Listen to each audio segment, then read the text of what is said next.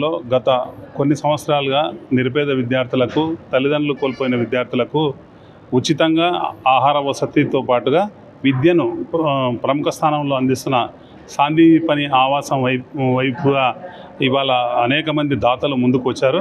మరీ ముఖ్యంగా మన గౌరవనీయులైన పాలమూరు ఎంపీ డికే అరుణ గారు సాందీపని ఆవాసానికి పెద్ద ఎత్తున వరాల జల్లు కురిపించారు.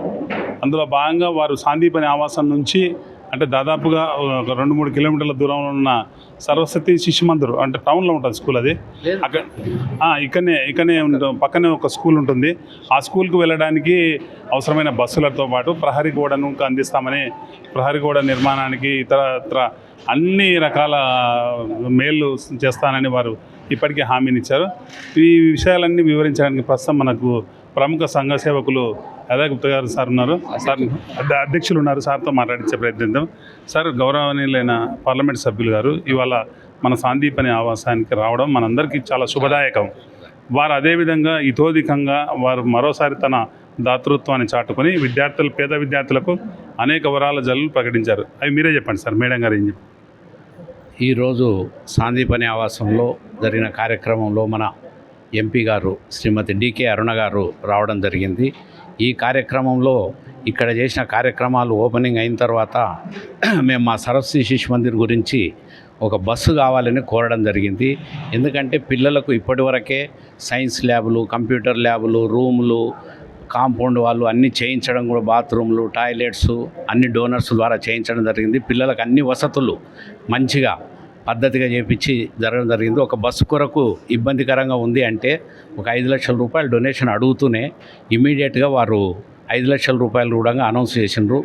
అందుకొరకు ఇప్పుడు ఈ పిల్లలకు ఈ బస్సు కూడా మేము అందరికీ ఊళ్ళల్లో కానీ మహబూబ్నగర్ టౌన్లో కానీ అందరి పిల్లలతో కూడా ఛార్జ్ లేకుండా ఫ్రీగానే మేము వాళ్ళకు సర్వీస్ ఇస్తున్నాం సరస్వతి శిశు మందిర్ ద్వారా.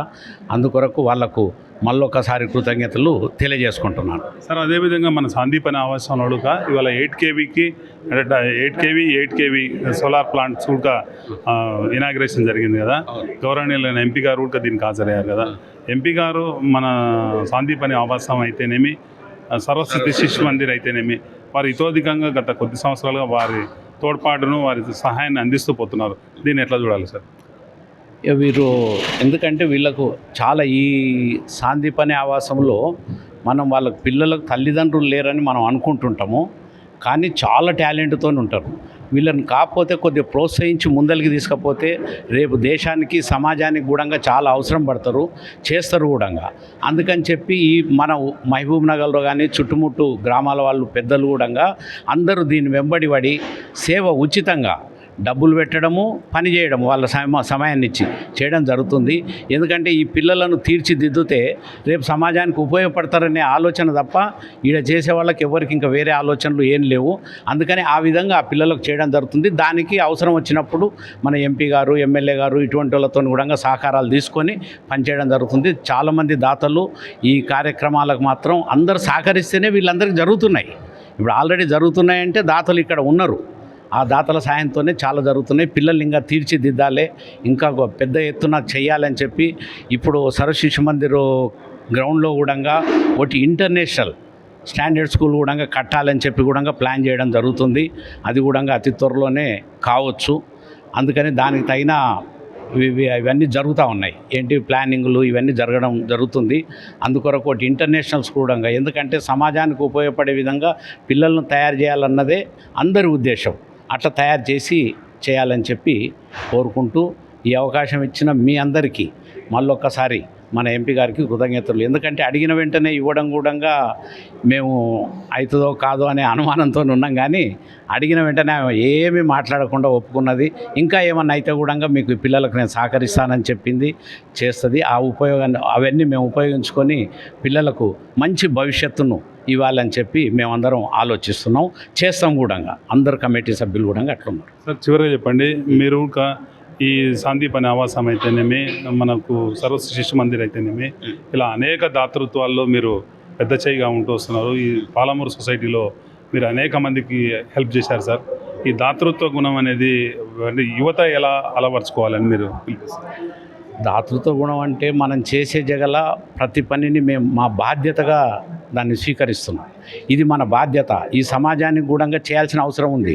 ఒక్క డబ్బు నేను వ్యాపారస్తునే, 50 సంవత్సరాల నుంచి వ్యాపారం చేస్తున్నా. వ్యాపారంలో కూడా నేను చాలా పద్ధతిగా 50 సంవత్సరాల నుంచి ఎవ్వరు ఏలు పెట్టి చూపకుండా నేను వ్యాపారం చేయగలిగిన అంటే ఒకటే ఉద్దేశం మాది.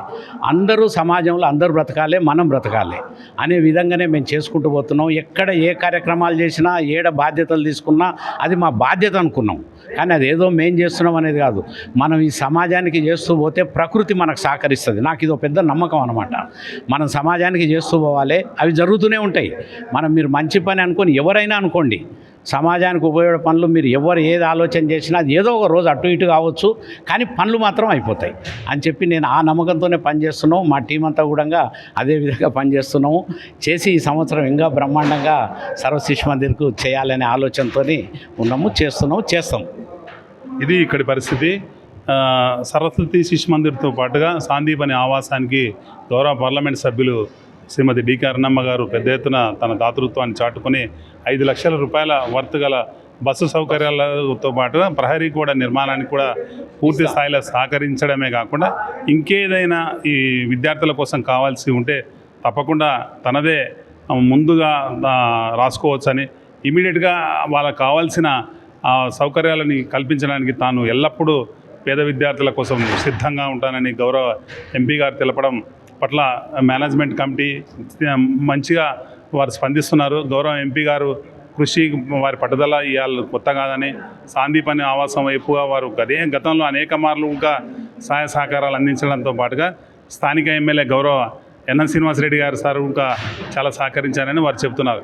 సాందీపని ఆవాసం మరియు సరస్వతి శిశు మందిర్ 3 పూలు 6 కాయలుగా విద్యార్థులు మరింత ఉజ్వల భవిష్యత్తు వైపుగా రావాలని మనందరం ఆకాంక్షిద్దాం. Thank you.